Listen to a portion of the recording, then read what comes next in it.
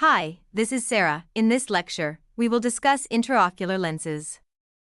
Intraocular lens development brings together several branches of the sciences to provide a solution for replacing the crystalline lens after cataract surgery and proving improved refractive outcomes.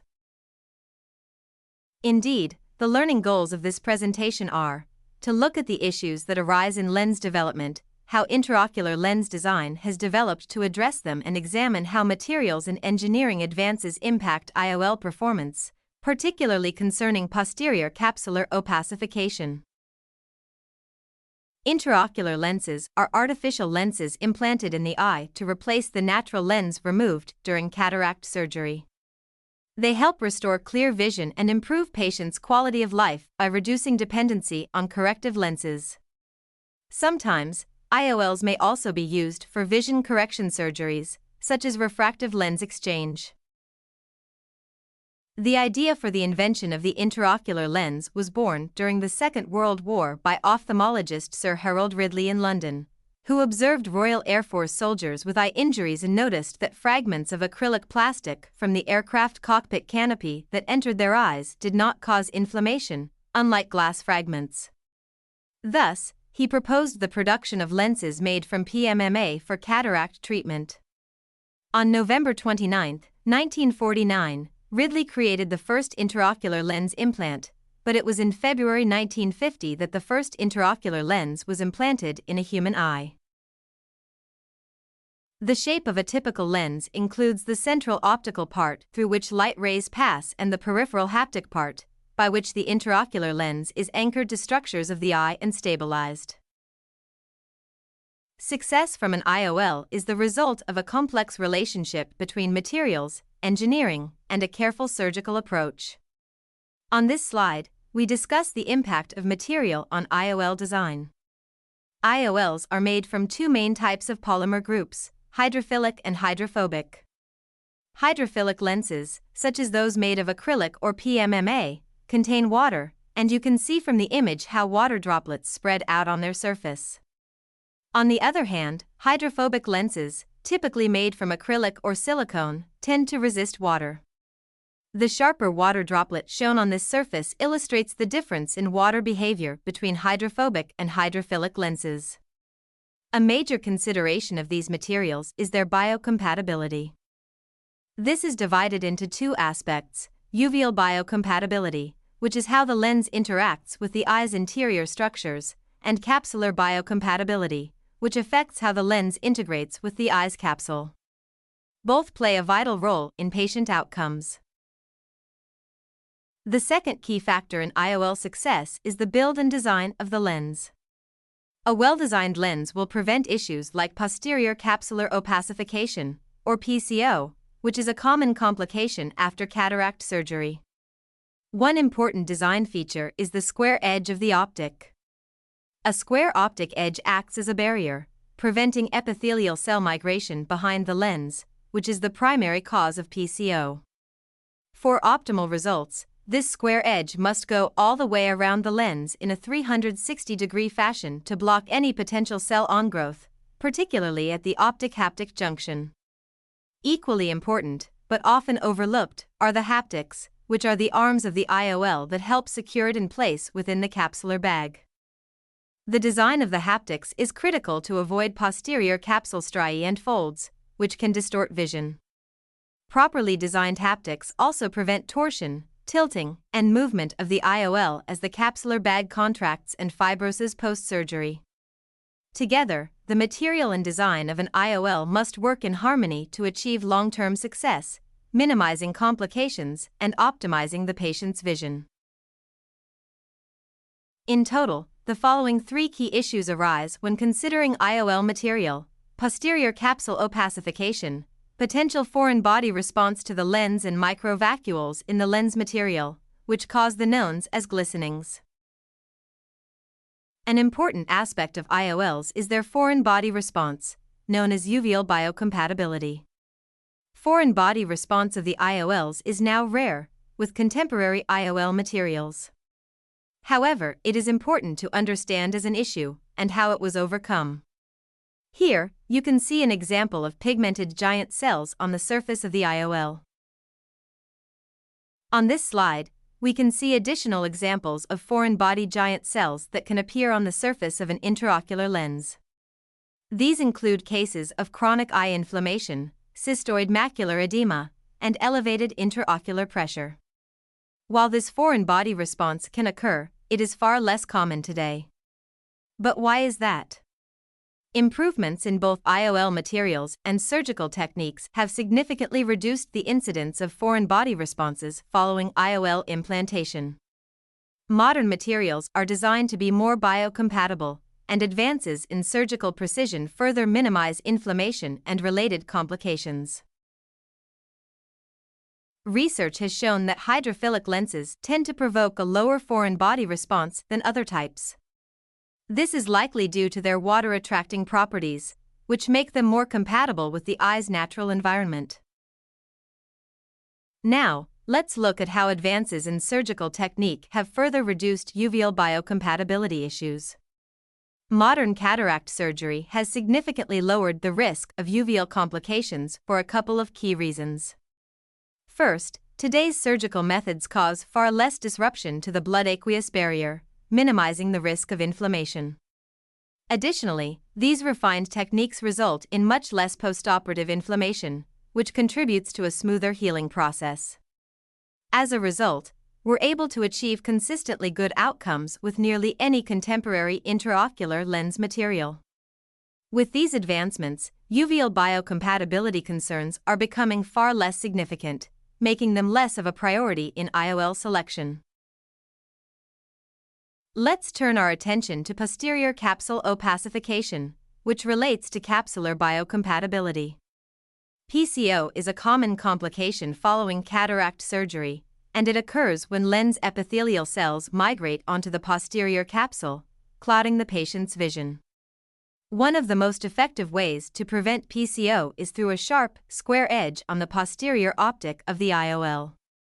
As you can see, the blue arrows here highlight the edge profiles of various lenses. Hydrophobic lenses generally have sharper edges, while hydrophilic lenses can vary. Now, why is this sharp square edge so important? It acts as a mechanical barrier that prevents cell growth along the back of the lens, stopping those cells from migrating and clouding the capsule.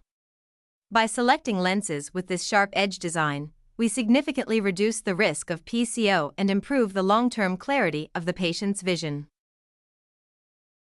The edge profile of IOLs plays a significant role in their performance. Some IOLs have a sharper edge profile, which has been linked to a reduction in the occurrence of PCO. A study of 2008 established a method for quantifying how sharp a square edge profile is. In the present slide, you can see how the IOL, anterior and posterior capsule interact with each other postoperatively, and how a fibrotic procedure creates a mechanical pressure barrier to lens epithelial cell migration, preventing PCO. Studies have shown that hydrophobic lenses, due to their sharper edges, tend to have a better performance in preventing PCO. The sharpness of the edge is a direct consequence of the materials used and the engineering of the lens. This feature helps prevent epithelial cells from migrating behind the lens, which reduces the risk of PCO. On the other hand, hydrophilic lenses differ in their edge profile. Specifically, hydrophilic lenses typically have softer edge profiles compared to those on the previous screen. While these lenses are biocompatible, they have been associated with a higher incidence of PCO. This is partly because they tend to be made in a machine-dehydrated state, rehydrated, and polished afterward, which can make their edges less sharp. Now, there are companies using modern engineering techniques to develop a hydrophilic lens having a very sharp edge profile. This is a work in progress, but it will be interesting to review the literature for such IOLs and learn about their PCO performance. In this slide, we are discussing the benefits of hydrophobic IOL materials. Hydrophobic materials offer key advantages in lens design and engineering. For instance, their high refractive index allows for thinner lenses, which can pass through smaller incisions, leading to less invasive surgeries. They also provide excellent optical clarity and superior biocompatibility, meaning they don't calcify over time. Additionally, they currently offer better prevention against PCO. Furthermore, these materials are well suited for advanced surface engineering, which is important for premium lenses such as toric or diffractive IOLs. However, as technology and materials are constantly evolving, it is essential to evaluate each material, process, or engineering technique based on up-to-date peer-reviewed research, making material choice a critical part of personalized cataract surgery.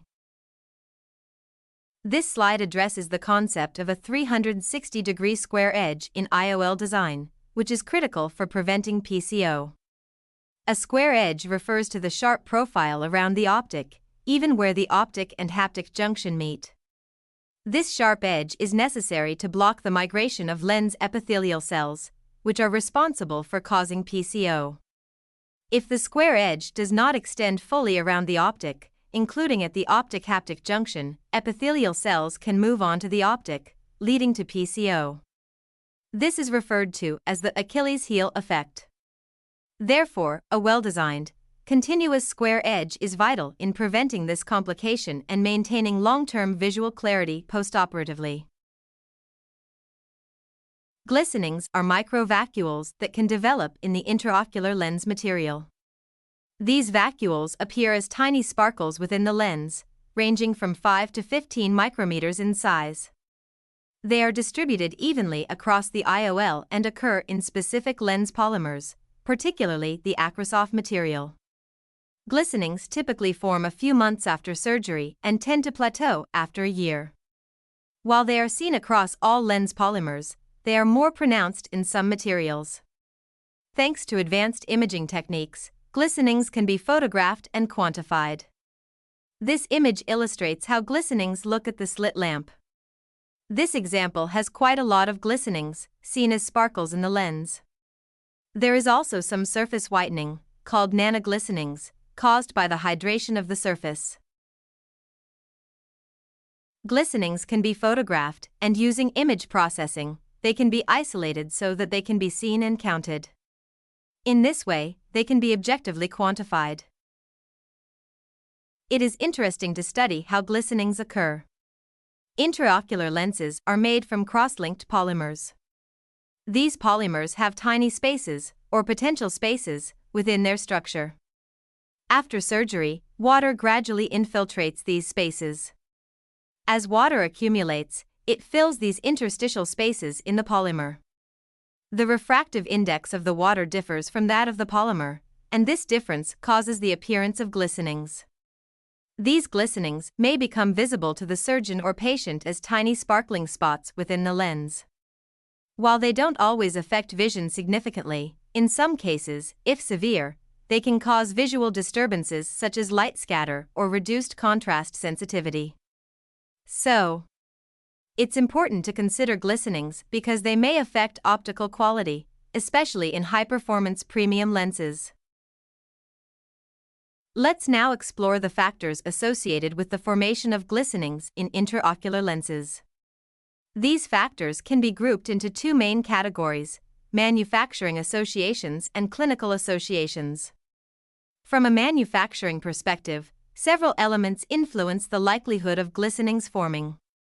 First, the material of the IOL plays a significant role, with certain materials being more prone to glistenings. The manufacturing technique also matters, whether the lens is made through molding or lathing. Interestingly, higher-powered IOLs are more likely to develop glistenings, and even the way the IOL is packaged can have an effect. Temperature changes, especially during storage and handling, can also exacerbate glistening formation. On the clinical side, certain patient characteristics and conditions make glistenings more likely. Eyes that have more complex problems tend to be more susceptible. For example, patients with uveitis, diabetes, or glaucoma often show higher incidences of glistenings in their IOLs. Additionally, conditions that involve a blood-aqueous barrier breakdown, such as inflammation, can lead to more pronounced glistenings. These factors highlight the importance of careful IOL selection and patient assessment to minimize the risk of glistening postoperatively. In the present slide, You can see examples of IOL made from materials developed in a specific way to prevent vacuole formation, resulting in significantly fewer glistenings. In conclusion, IOL design is complex, involving an interplay of lens material, manufacturing, and surgical technique. These factors together influence clinical outcomes. IOL materials can be divided into two main types: hydrophobic acrylics, which resist water, and hydrophilic acrylics made from PMMA. When selecting a lens, key considerations include minimizing foreign body responses, preventing posterior capsular opacification, and avoiding glistenings. Today, improved materials and surgical techniques have greatly reduced issues with uveal biocompatibility. However, PCO remains a concern, best prevented by using lenses with a 360-degree square edge to block cell migration. Glistenings are microvacuoles that form as water infiltrates the lens polymer, appearing as sparkles. Newer materials now show fewer of these, enhancing lens clarity over time. On this slide, you can find a few references for further reading. Thank you for your attention. I hope you enjoyed this presentation on intraocular lenses, and please don't forget to run the self-evaluation tests of the lecture.